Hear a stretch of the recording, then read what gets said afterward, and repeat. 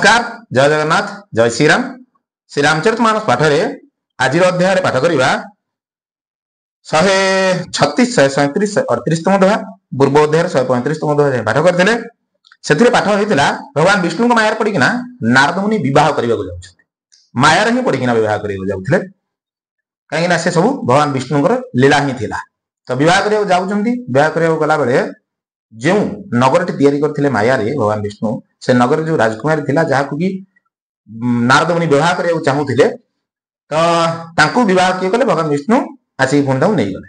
तो नारद मुनि स्वरूप मागिले भगवान विष्णु।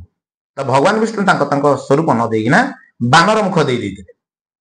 तो सी नारद मुनि तो जान नथिले जे नारद मुनि बानर रूप दिखाई बोली। सी किंतु मने मने भगवान विष्णु को रूप नहीं बोली गोटे गर्व अनुभव करके बसी थे। किंतु जिते स्वयंवर सम्मान दिहलानी बानर रूप देखिकिना धिक्कार करदे राजकुमारी से भगवान विष्णु को ही वर्ण करदे। नारद मुनि रागी जाइछन्ति। रागिकिना कौन करछन्ति आगो को आमे देखिबा। से रागिबार कारण आ गोटे थिला जे दीटा ब्राह्मण जे कि भगवान शिवंकर गण थिले से ब्राह्मण वेशरे आसीथिले से चिन्हिकिना बहुत थटा परिहास करथिले। तो सेथिपई से रागी जाइथिले। आगो को कौन होउची आज आमे पढिबा। तो आरंभ करवा श्री रामचरितमानस बालकांड चौपाई। मुनि ने फिर जल में देखा तो उन्हें अपना असली रूप प्राप्त हो गया, तब भी उन्हें संतोष नहीं हुआ। नारद मुनि कौन करले ना से जो ब्राह्मण दी जन अर्थात शिव गण दी जन चिड़ेकिना कहते कि जाकिना तमें तुम मुहटा टी दर्पण में देखाओ। मुनि जो देखिले दर्पण में मुहटी बानर भाया देखा से ब्राह्मण दी जन से अभिशाप देते कि तुम राक्षस हो जाओ। पुणी द्वितीय थर जो देखिले पानी दे मुहटी तो मुह निज स्वरूप पुणी फेरी आसीला। किंतु मन में राग बहुत हो जाता यही कथा रागिकिना बहुत जोर रागी जाता। मन में जमा संतुष्टि नथिला।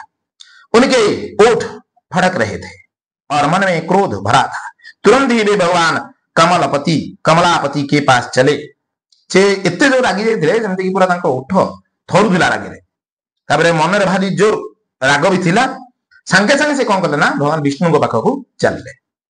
मन में सोचते जाते थे जाकर या तो सांप दूंगा या प्राण दे दूंगा। मन मन भाभी भी जाऊंगी कि जीवी माने अभिशाप देवी ना से प्राण त्याग करदेवी। उन्होंने जगत में मेरी हंसी कराई। दैत्यों के शत्रु भगवान हरि उन्हें बीच रास्ते में ही मिल गए। नारद मुनि भाभी जाऊंगी जे मते एत बड़ सभा गोटे मत मजाक करे मो से कथा भाभी जाऊंगी से अशोक शत्रु भगवान विष्णु रास्ता ही देखा करदे। साथ में लक्ष्मी जी और वही राजकुमारी थी।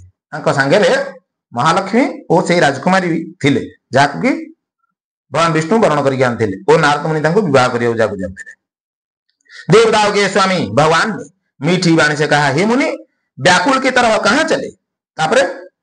देवता स्वामी भगवान विष्णु कौन कले ना नारद मुनि कहते कि हे मुनि एमती व्याकुल होना कड़े चल लो।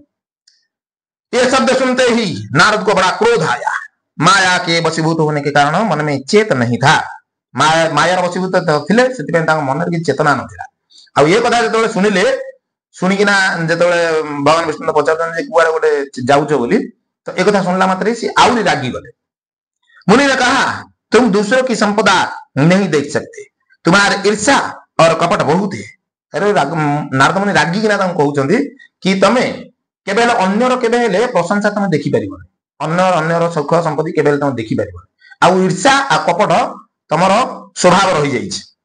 समुद्र मंथ में मंथते समय तुमने शिव जी को बावला बना दिया और देवताओं को प्रेरित करके उन्हें विषपान कराया। समुद्र मंथन समय तुम कौन कल ना देवता मान शिव भगवान शिव को पागला करदेल और देवता मान प्रेरित द्वारा विष पियाईदेल।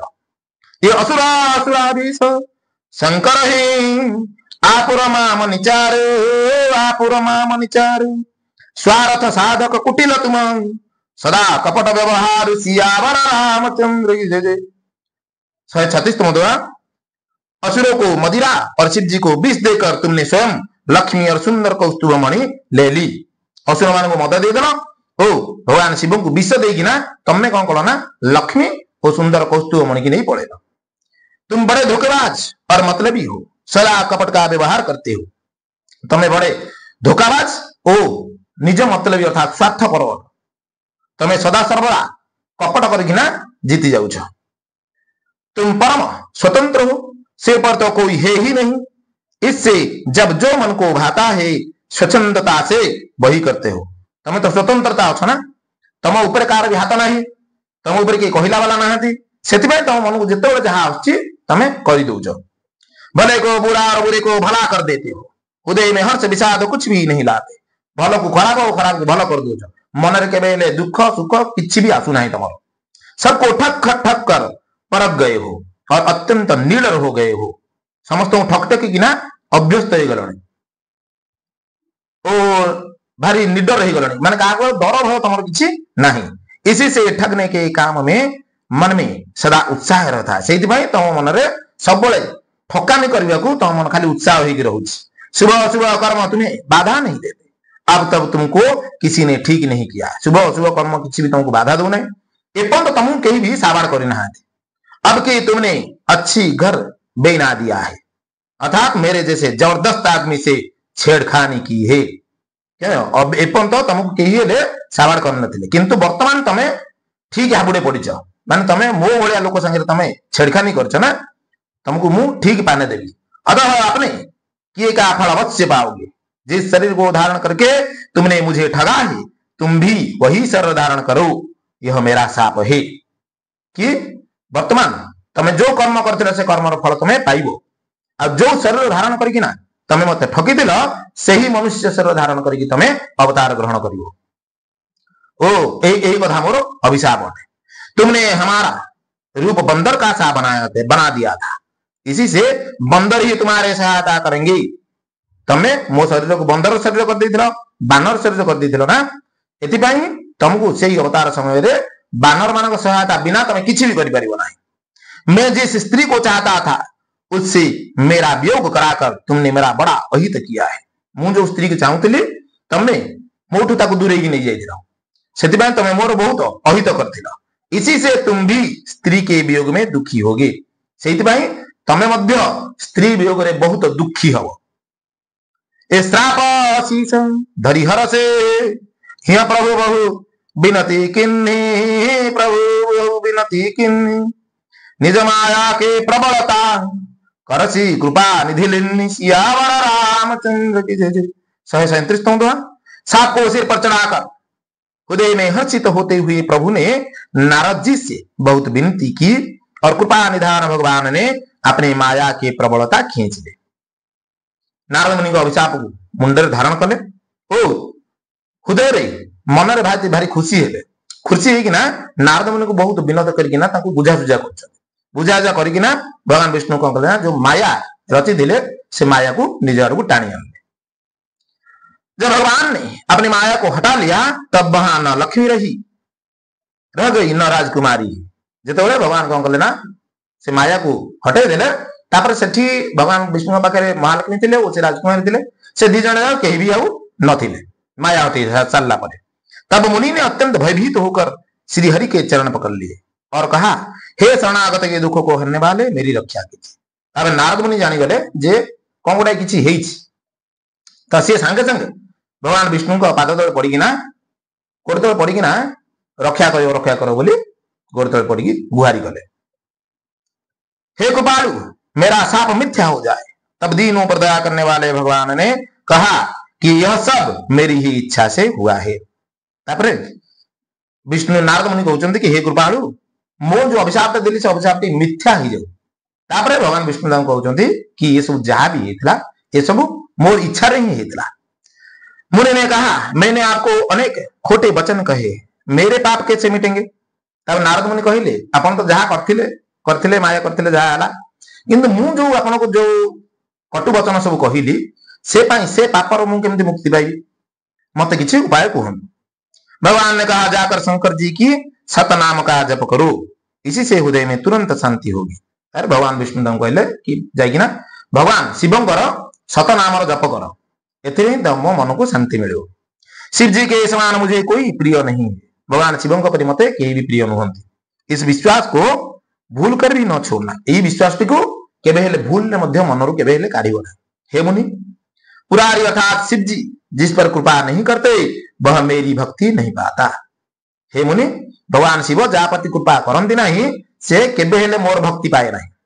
हृदय में ऐसा निश्चय करके जाकर पृथ्वी पर विचरो, अब मेरी माया तुम्हारी निकट नहीं आवेंगी। हृदय रे यही कथा विचार करिकिना तमे वर्तमान पृथ्वी रे जाइकी भ्रमण कर ओ तम पाखु केबे हेले मो माया जीव नाही। हे बहु मुनि प्रबोधे प्रभु तब भय अंतरदान, तब भय अंतरदान सत्य लोक नारद चले करत राम गुण गान, सियावर रामचंद्र की जय। 38वां दोहा। बहुत प्रकार से मुनि को समझा बुझा कर ढाढ़स दे करता प्रभु अंतर्ध्यान हो गए। तापरे बहुत प्रकार नारद मुनि को बुझा चर्चा करिकिना भगवान विष्णु से अंतर्ध्यान हो गया। और नारद जी श्री रामचंद्र जी के गुणों का गान करते हुए सत्य लोक अर्थात ब्रह्म लोक को चले ना। वो नारद मुनि मध्य सेठी भगवान रामचंद्र गुण गान करिकिना सेठु सत्य लोक अर्थात ब्रह्म लोक को चलले। तो ये थिला 138तम दोहा जाय पाठ आज अध्याय रे। भगवान विष्णुଙ୍କର माया केमिति कोन हला, भगवान विष्णु पूरा माया केमिति रचना कले जेमति कि माने तांकर लीला सब सीए ही हर्ता कर्ता दैव विधाता सब सीए। पूर्व आगे माया रचिले केमिति कोन करिकिना माने तळु को आसीबे, पृथ्वी धरा पृष्ठ रे अवतार ग्रहण करिवे, कोन कोन केमिति कोन हबो सब जाक विषय से आगुरु सब सेट कर दी दिले। सब सेट करिकि नाही तापर सब माया रचना करूछथि, सब भगवान विष्णुଙ୍କର माया। तो आज अध्याय में पढ़िले नारद मुनि माया पड़ी भगवान विष्णु को अभिशाप देले कि तमे जाइकिना मत्य लोक जन्म ग्रहण करिवो। जो मनुष्य शरीर धारण करिना मोठू मो स्त्री की छड़े नहीं मु जाकू बाहा जाऊँ छड़े नेल, तमे से मनुष्य शरीर धारण करिकिना अवतार ग्रहण करिवो। ओ जो मते बानर रूप देइथिलो से बानर रूप तमे बानर माने तमर साहाय्य करिवे। सेतेबेले अवतार ग्रहण करथिबो से समय रे बानर मान तुम साहाय्य करथिबे। ओ जे जेपरि कि तमे मो स्त्री की मोठू दूरी निथिलो सेपरि ही तमे स्त्री विरह रे घुरी बुलिबो, दुखे रे घुरी बुलिबो। एम सब नारद मुनि अभिशाप देथिले भगवान विष्णु। सेहि पई से मनुष्य शरीर धारण कले ओ तांकोठु तांको स्त्री भी दूरेई गले ओ तांको बानर मानक सहायता रे ताबे जाइकिना पुणी सीता को राक्षस को मारिकिना रावण को मारिकिना सीता को नहीं आसते। ये सब अभिशाप थिला काम ओ भगवान विष्णुଙ୍କର माया थिला। आज विषय बहुत बढ़िया विषय थिला। विषय वस्तु किपर लगला कमेंट रे जणेबे। रहिले जय जगन्नाथ, जय श्री राम।